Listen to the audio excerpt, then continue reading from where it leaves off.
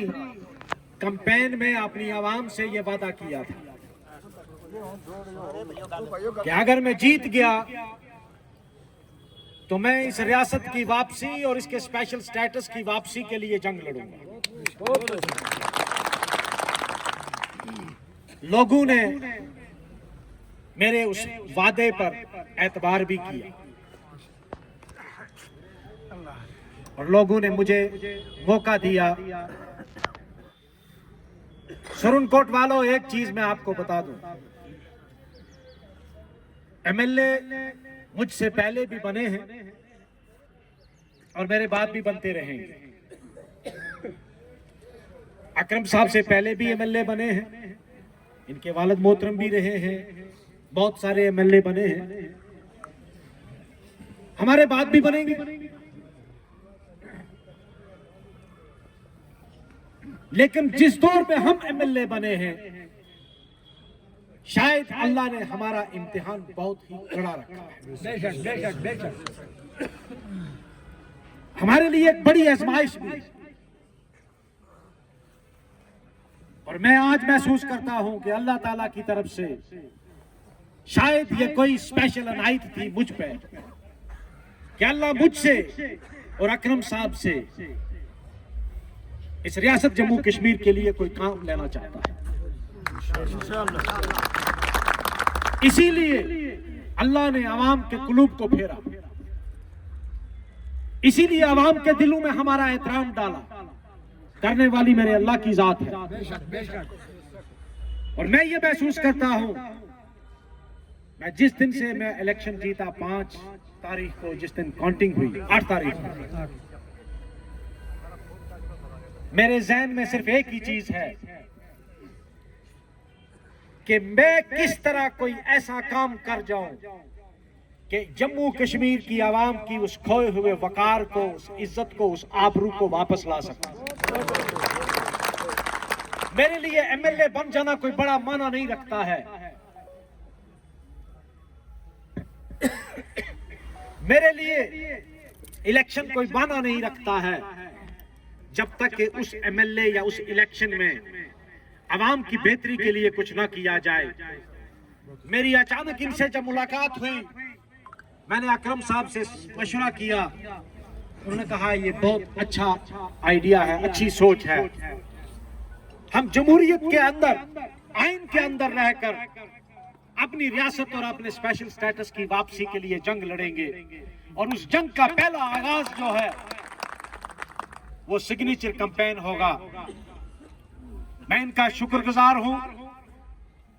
ये मेरी रिक्वेस्ट पे रजौरी तशरीफ लाए। जिस दिन हमने इस सिग्नेचर कैंपेन का आगाज किया,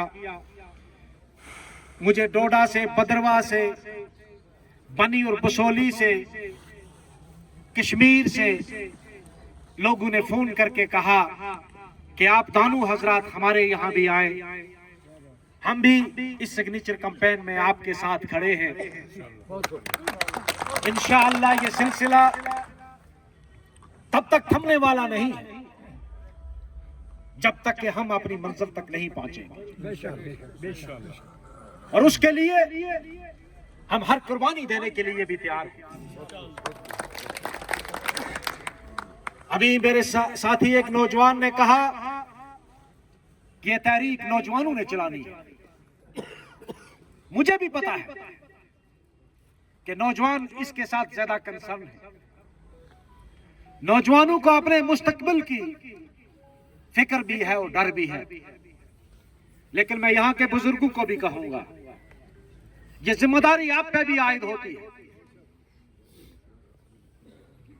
ये जिम्मेदारी यहाँ की औरतों पे भी है, मस्तूरात पे भी है, माओं पे, बहनों पे,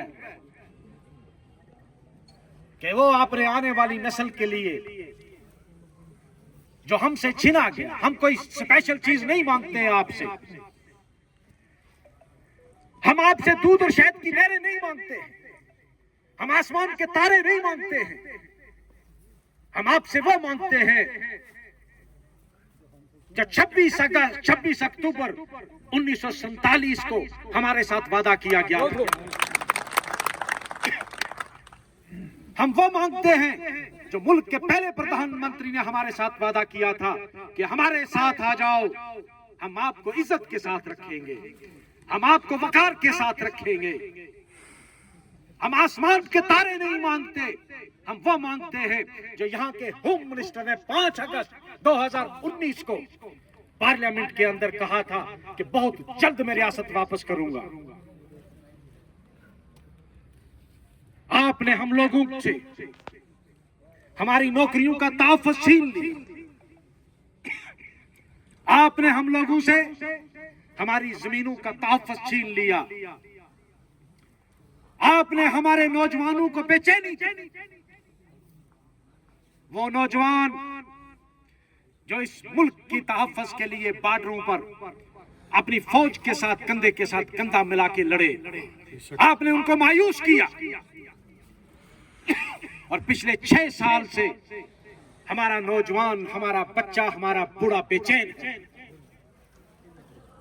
लेकिन अब हम इससे ज्यादा इंतजार नहीं कर सकते। हमारे सब्र का पैमाना लबरेज हो गया है। शुरू की है, सोच समझ के की है। और अगर किसी को यह खदशा है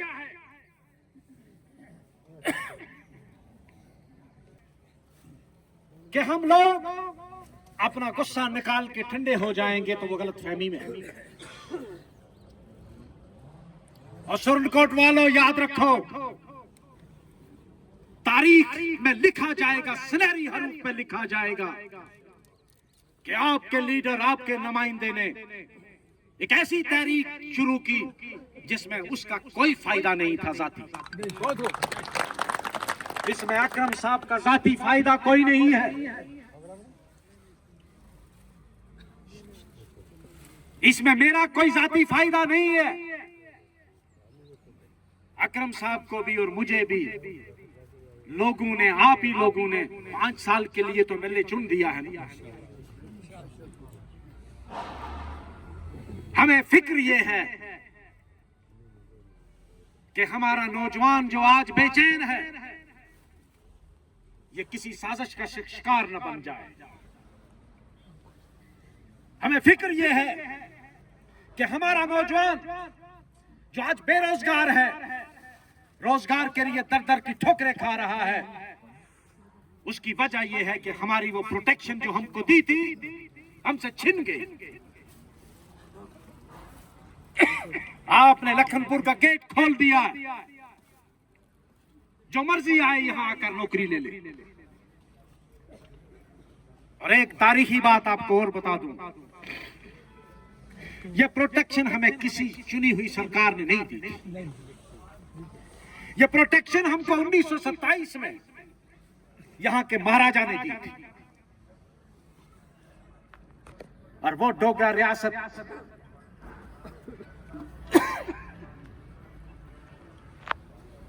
आज भी अक्साई चिन्ह में अगर आप कर खुदाई करोगे, हमारे यहाँ के नौजवानों की शहादत वहां हड्डियां मिलेंगी।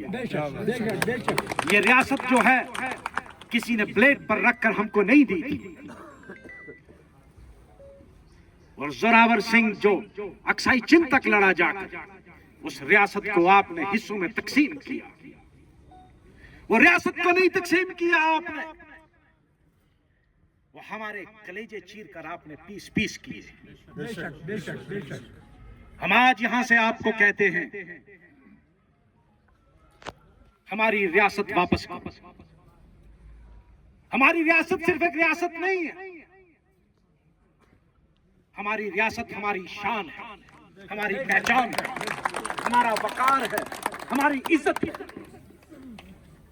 और जब कोई आदमी इज्जत के लिए लड़ता है, फिर वो जान की परवाह नहीं करता। हमारा ईमान है कि जिल्लत की जिंदगी से इज्जत की मौत बेहतर है। लिहाजा हम लोग आज यहाँ ये ऐलान करने आए हैं कि हम अब लड़ने के लिए तैयार हैं। हम जमहूरी तरीके से लड़ेंगे। शर्त यह है कि ये आवाम हमारे साथ होगी। शर्त यह है कि यहाँ का बच्चा, यहाँ का बूढ़ा, यहाँ का गरीब, यहाँ का अमीर हमारे साथ जब खड़ा रहेगा, मैं आपसे वादा करता हूं